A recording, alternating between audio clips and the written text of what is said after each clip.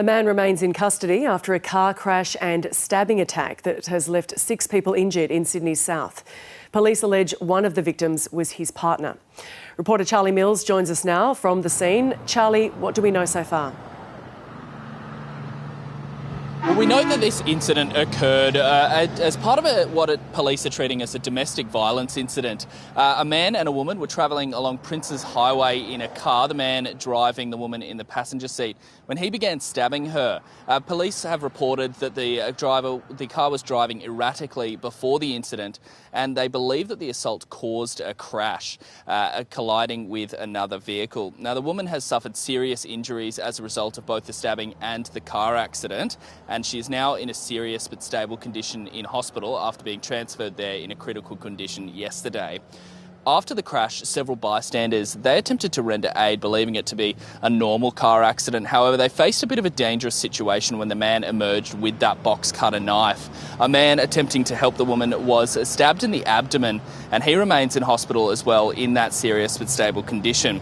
The crash also injured 2 others, both in that car accident. They, however, have been discharged from hospital. The man took off from the car on foot and police pursued him. He was still brandishing that box cutter at that time. He was eventually chased down and tasered and taken into custody, and one officer suffered a laceration to his arm during that arrest. The perpetrator was transferred to hospital. He remains there in a stable condition and is yet to be charged. Police say he was known to police, however, doesn't have a history of domestic violence. Now, there were multiple witnesses to this incident, and police have commended the bravery of those who stepped in order to assist the woman, and they're also calling for anyone who might have witnessed this incident to come forward. Meanwhile, community members and residents have expressed their distress at this incident, some calling on more action to address violent crime and domestic violence in Sydney. And Premier Chris Minns, he spoke as well on ABC Radio this morning.